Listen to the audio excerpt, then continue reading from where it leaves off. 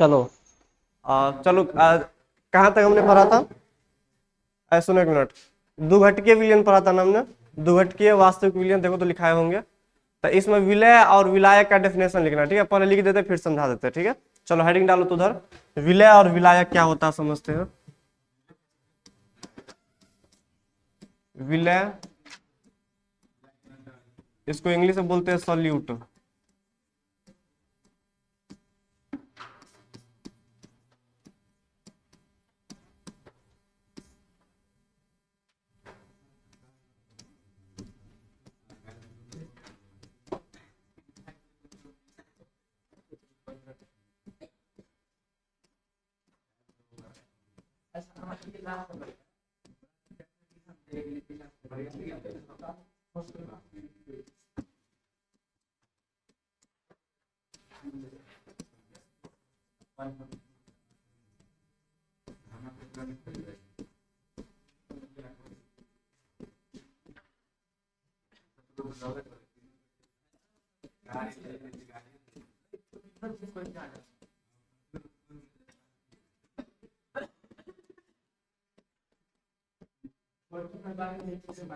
तो जल्दी लिखना तुम लोग, टाइम मत लगाना।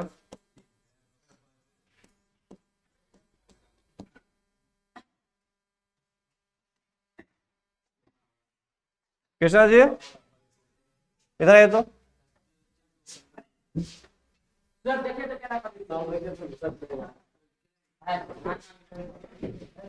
ठीक है, हो गया।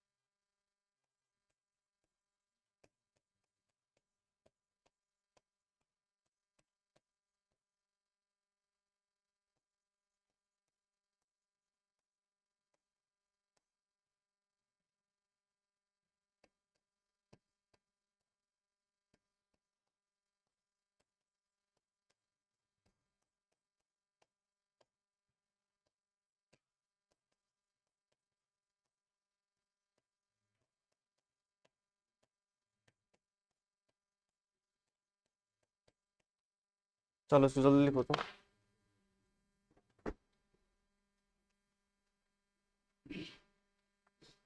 इसके पास दो ठो पेन है, लाओ थोड़ा।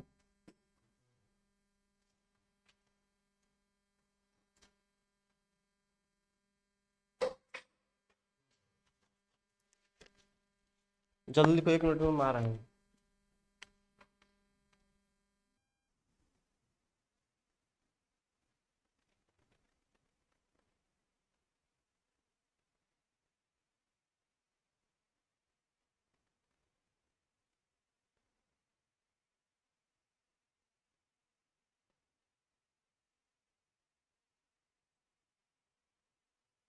बस फिर सुनो, लिखो आराम से, समझाते भी हैं। तुम लोग कहाँ ऊपर जाके बैठ गया था? चलो देखो तो, हम लोग सेकेंड चैप्टर स्टार्ट किए थे, है ना? सेकेंड चैप्टर विलियन स्टार्ट किया था। तो विलियन के अंदर में सबसे पहले हमने क्या देखा था? विलियन का डेफिनेशन। सेकेंड चैप्टर स्टार्ट कर रहे थे। ये काफी इंटरेस्टिंग चैप्टर है, छोटा सा चैप्टर है, अच्छा से 5 नंबर देकर जाएगा। एक चैप्टर 5 नंबर देता है, हमको पता, हम बोले थे उस दिन। तो हम स्टार्ट किए थे विलियन। विलियन होता क्या है? तो मैंने डेफिनेशन बताया था कि जब कभी भी दो पदार्थ को आपस में क्या करते हैं, मिलाते हैं, तो किसका निर्माण होता है? विलियन का निर्माण होता है। अब जब मिलाएंगे तो वो दो तरीका से मिल सकता है, या तो समान रूप से, या तो वो विसमान रूप से। दो तरीका से, अगर समान रूप से मिल गया तो बोलते हैं समांगी मिश्रण, अगर विसमान रूप से घुलता है तो क्या बोलते हैं? विसमांगी। अगर मिला दिए तो वो तो विलियन बन जाएगा, ठीक है, या तो समांगी विलियन बनेगा, या तो वो विसमांगी बनेगा। विलियन कितने टाइप का था हमारा? 3 टाइप का। एक था वास्तविक विलियन, एक था क्या? कोलाइडी विलियन, एक था निलंबन। वो वास्तविक विलियन क्या था? बाहर जाइए, बाहर से बात कीजिए उससे। वास्तविक विलयन क्या है? सुनो, ऐसा जब दो पदार्थ को या दो से ज्यादा पदार्थ को मिलाते हैं तो समान रूप से घुलता मिलता है तो उसको क्या बोलते हैं? वास्तविक विलयन। अगर समान रूप से नहीं घुलता मिलता तो क्या बोलते हैं? कोलाइडी विलयन, या उसको हम क्या बोलते हैं? निलंबन बोलते हैं। अब निलंबन में कोलाइडी विलयन में थोड़ा सा डिफरेंस था, तो वो बताए थे पिछले क्लास में, कॉपी में देख लेना। हमने बोला था केवल केवल क्या पढ़ना है हमको चैप्टर में? किसके बारे में बात करेंगे हम लोग? वास्तविक विलयन के बारे में। ये बात याद रखना, पूरा चैप्टर में ही यही है। वो जो हमने लिखा था उसका टाइप वगैरह वो सब नहीं पढ़ना था, केवल केवल क्या पढ़ना है हमको? वास्तविक विलयन क्या है, यही पढ़ना है पूरा चैप्टर में। अब ये वास्तविक विलयन भी कई टाइप का होता है, मैंने देखा था। अगर दो चीज मिलाते हैं तो दो घटकीय, अगर तीन मिलाते हैं तो क्या हो जाएगा? त्रिघटकीय वास्तविक विलयन। अगर चार चीज मिलाते हैं तो क्या हो जाएगा? चतुर्थ घटकीय वास्तविक विलयन। इस टाइप से। अब उसमें भी हमको क्या पढ़ना है? दो घटकीय वास्तविक विलयन। तो दिमाग में बात एक डाल लो, हमको केवल केवल इस चैप्टर में वास्तविक विलयन के बारे में बात करना है, ठीक है। अब कैसा वास्तविक विलयन? जिसमें केवल दो घटक हो। कितना घटक? दो घटक, ठीक। अब जैसे मान लो मैंने क्या किया, चीनी लिया, मैंने चीनी शुगर लिया और मैंने वाटर लिया, तो बताओ चीनी पानी को मिलाते तो क्या बनता है? शरबत, ठीक। तो बताओ इसमें कितना घटक है? दो घटक है। मतलब इसी के बारे में बात करेंगे। चीनी अच्छा से घुल मिल जाता भी है, ठीक। और याद रखना इसमें इस दो घटक को ना इसमें अलग अलग नाम दिया गया है। एक को बोलते हैं विलय और एक को क्या बोलते हैं? विलायक। ये बताए थे वहां पे, ठीक है। तो कभी कभी ऐसे पूछे कि विलियन को हम क्या बोल सकते हैं? विलियन बराबर क्या लिख सकते हैं हम लोग? विलय प्लस क्या लिख सकते हैं? विलायक, ठीक है। विलय प्लस विलायक। अब ये विलय का डेफिनेशन क्या लिख सकते हैं? अगर एग्जाम में विलय पूछेगा तो विलय का डेफिनेशन क्या लिख सकते हैं? देखो, चीनी क्या होता है? हम चीनी कम मात्रा में लेते हैं, अब पानी थोड़ा ज्यादा रहता है ना। तो जो कम मात्रा में किसी भी विलियन में प्रेजेंट होता है, किसी भी विलियन में प्रेजेंट होता है कम मात्रा में, उसको बोलते हैं विलय। जो ज्यादा मात्रा में होता है उसको क्या बोलते हैं? विलायक। तो सिंपल सा डेफिनेशन मैंने लिखा, देखो तो यहाँ पे, विलय वो होता है जो किसी भी विलियन में कम मात्रा में उपस्थित रहता है। जैसे चीनी हो गया, जैसे नमक हो गया, है ना। नमक को पानी में डाल देते हैं तो नमक किनका थोड़ा लेते हैं ना, अब पानी ज्यादा लेते हैं, तो ऐसा कुछ होता है। तो विलय वो पदार्थ है जो किसी भी विलयन में कम मात्रा में उपस्थित रहता है, वो विलय कहलाता है। विलायक क्या होता है? तो विलायक वो पदार्थ है या वो है हिस्सा जो किसी भी विलयन में ज्यादा मात्रा में उपस्थित रहता है, तो इसको बोलते हैं विलायक, ठीक है। विलय और विलायक, जैसे मान लो चीनी क्या है? विलय, और पानी क्या है? विलायक। तो विलय प्लस विलायक बराबर क्या लिखेंगे हम लोग? शरबत, यानी विलयन, ठीक है। कैसा विलयन है ये? वास्तविक विलयन है, क्योंकि समांगी रूप से घुलता मिलता है। कैसा वास्तविक विलयन है? द्विघटकीय वास्तविक विलयन, है ना। चलो ठीक है, समझ में आ गया। हाँ, पति विलय क्या?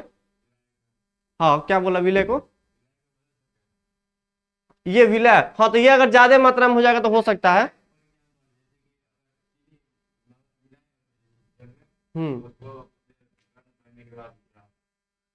और हो सकता है ये अगर ज्यादा मात्रा में है ना तो ये भी विलायक बन सकता है। ये मैं बस ये बोला कि कम मात्रा में तो विलय, ज्यादा मात्रा में तो विलायक, तो चेंज हो सकता है अपना। तो जो कम मात्रा में होगा उसको विलय, जो ज्यादा मात्रा में होगा उसको विलायक। जैसे कभी कभी तुम लोग करता है क्या, सुनो, जैसे कितना कोई होता है ना कि लीकर वगैरह पीता है, जैसे दारू वगैरह, बियर वगैरह है ना, विस्की पीता है, तो क्या करता है, पानी क्या लेता है, भर बोतल पानी लेता है, भर गिलास ऐसे करके। ऐसे थोड़ा क्या करता है बताओ तो, थोड़ा रम डालता है इसमें, पैक बनाता है, वो सब पैक बनाता है ना, पानी ज्यादा ले लेता थोड़ा, उसमें क्या करता है ऊपर से रम डाल देता है, मतलब ये अल्कोहल डाल देता है ना। तो बताओ अल्कोहल कम मात्रा में लेते हैं ना, तो क्या कहलाएगा, विलय, और पानी क्या कहलाएगा, विलायक। अब दोनों को जब मिलाते हैं तो समान रूप से घुल मिल जाता है ना, पूरा हर एक पार्ट में उसका अंश चला जाता है, तो ये भी एक विलयन बनता है। तो अल्कोहल विलय हो जाएगा और पानी क्या हो जाएगा, विलायक। ऐसे करके जज कर सकता है इसको, ठीक।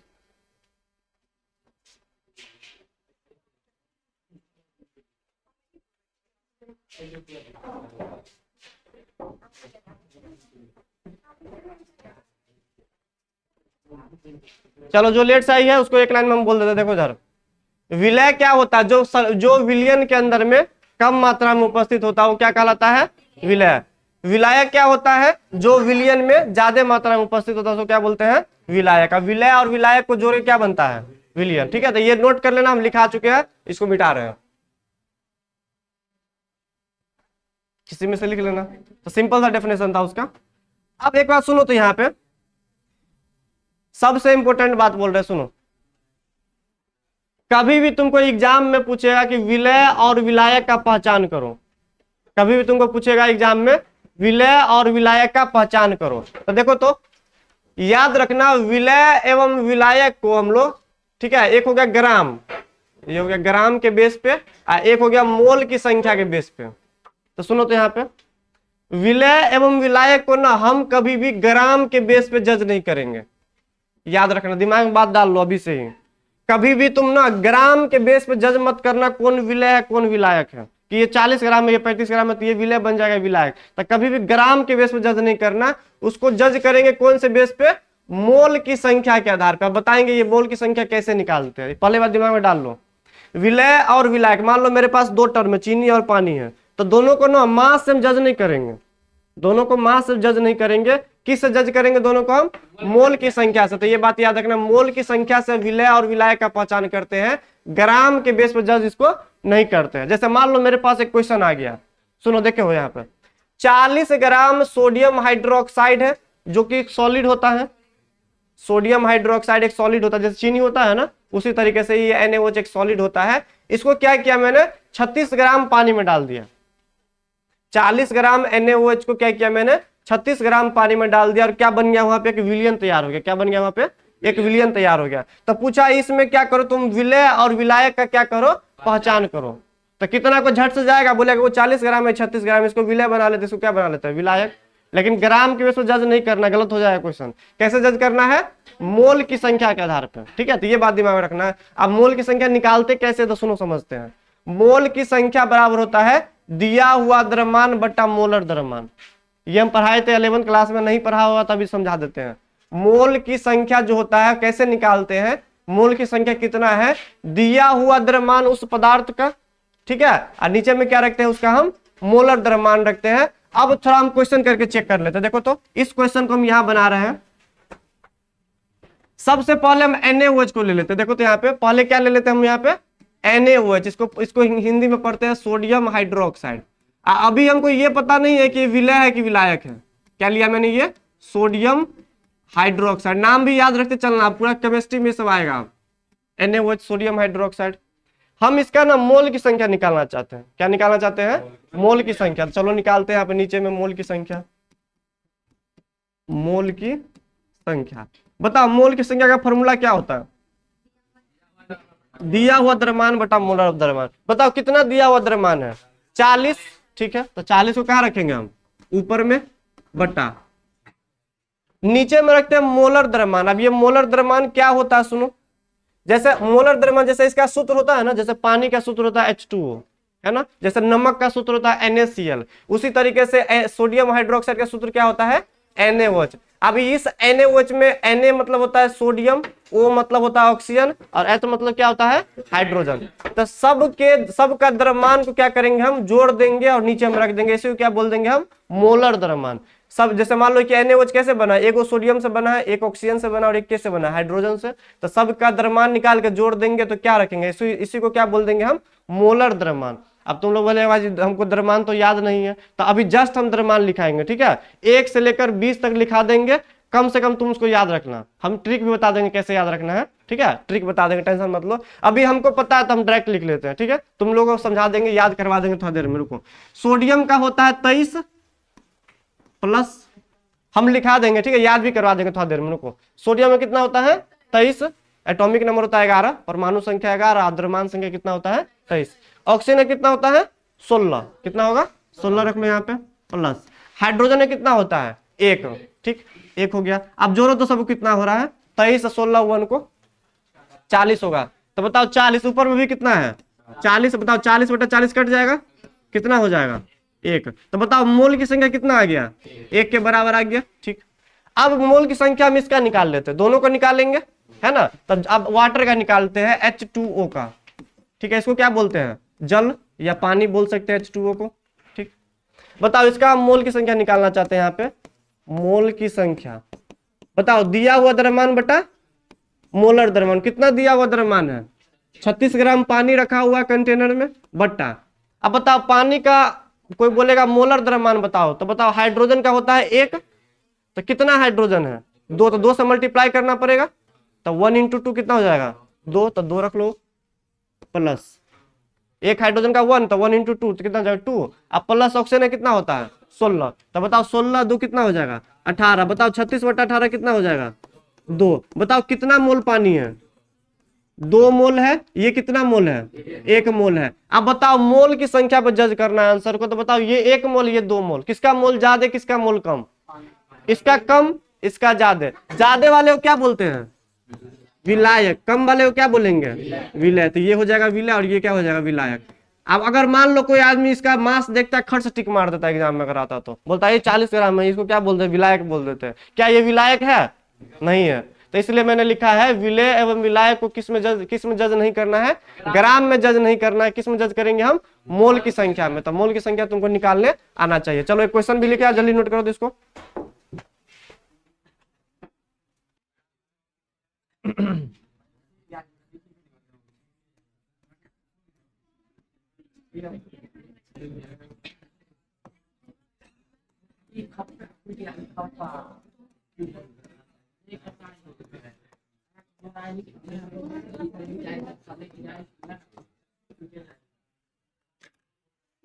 चलो इतना लिख लो फिर छोड़ देंगे, देखो तो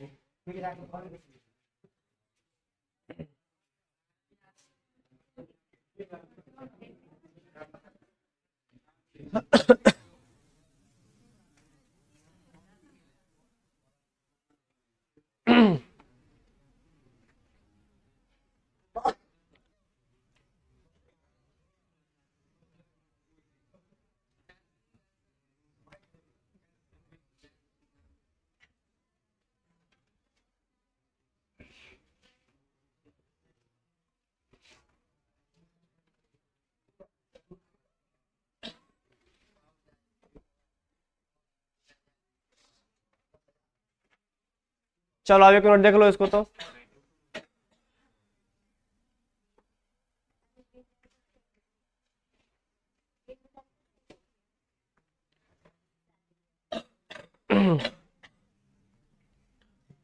देखो तो यहाँ पे जो परमाणु भार मैंने लिखा है ना, इसका यूज हम लोग कहाँ पे करते पता है? नीचे में जो मोलर द्रव्यमान लिखा रहता है, मोलर द्रव्यमान वो निकालने में करते हैं।